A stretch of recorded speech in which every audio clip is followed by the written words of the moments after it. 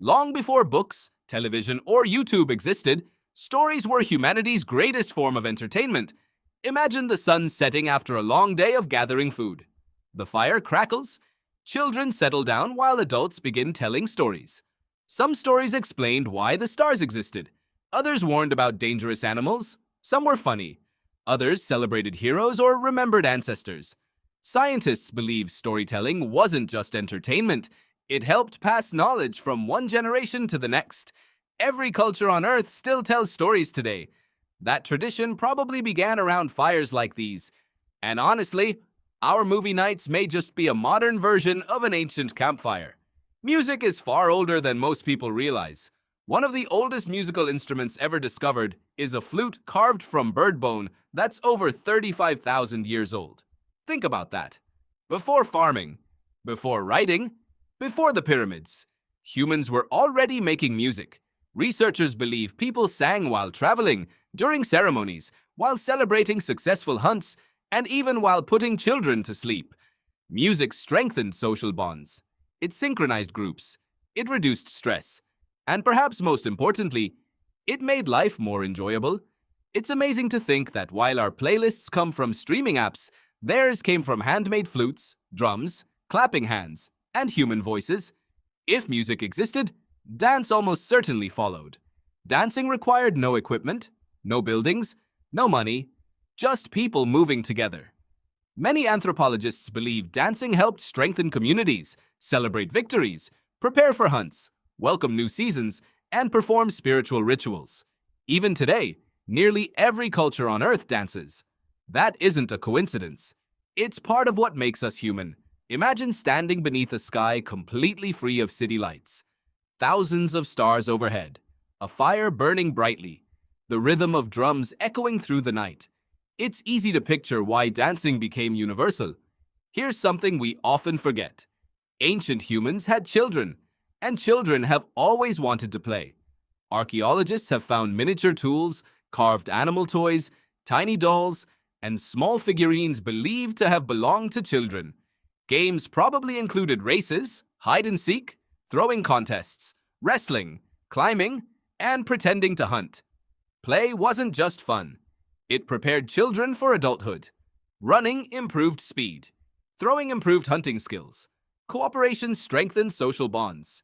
In other words, play was practice disguised as fun. Some of humanity's oldest masterpieces aren't in museums. They're hidden deep inside caves. Over 30,000 years ago, artists painted horses, bison, lions, mammoths, and mysterious symbols using natural pigments made from charcoal and minerals. Some paintings even used the cave walls themselves to create a three-dimensional effect. No one knows exactly why they made them. Perhaps for rituals, perhaps to record important events, or maybe because humans simply enjoy creating beautiful things, even in the harshest conditions. Creativity survived. Competition didn't begin with the Olympic Games. Ancient humans likely challenged one another constantly. Who could throw a spear the farthest? Who could climb fastest? Who was strongest? Who tracked animals best? These contests weren't only entertaining, they improved survival skills. A stronger thrower was often a better hunter. A faster runner escaped danger more easily. Fun and survival often went hand in hand. Fashion is much older than you think. Archaeologists have discovered beads made from shells over 100,000 years old. People wore feathers, animal teeth, bone jewelry, colorful minerals like red ochre. Decoration helped express identity, social status, and belonging. It also made celebrations and ceremonies even more exciting. Even today, people still enjoy dressing up for festivals, weddings, concerts, and parties. Some traditions never disappear. Imagine a hunting group returning with enough food to feed everyone. Instead of quietly eating, they likely celebrated. There may have been singing, dancing, food shared among families, stories retold, children playing, and laughter filling the camp. Celebrations strengthened trust and reminded everyone that they belonged to something larger than themselves. Community itself became entertainment without city lights. The night sky would have been breathtaking. People watched the stars every evening. They noticed patterns, seasonal changes, the movement of the moon. Some stars helped guide travel, Others inspired myths and legends. Looking at the stars may have been one of humanity's oldest hobbies. In many ways, we still do exactly the same thing. It might seem strange to think about entertainment during prehistoric times, but fun wasn't a luxury. It served important purposes. Stories preserved knowledge, games trained children, music strengthened friendships, dance united communities, art expressed ideas. Celebrations reduced stress after difficult times. In a world filled with danger, enjoying life helped people stay connected, and connection helped them survive. When we think about ancient humans, it's easy to focus only on survival. But they weren't machines. They were people.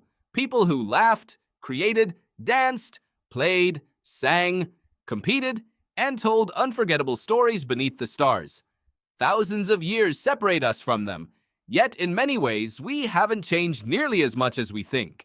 The next time you're listening to music, watching a movie, playing a game, or laughing with friends, remember, you're continuing traditions that began long before history was ever written. And maybe that's the most fascinating part of being human. If you enjoyed uncovering this piece of ancient history, let me know in the comments. Which ancient pastime surprised you the most? And if you're curious about the hidden stories behind history, archaeology, and human civilization, don't forget to subscribe. Because history is full of incredible stories, and we're just getting started.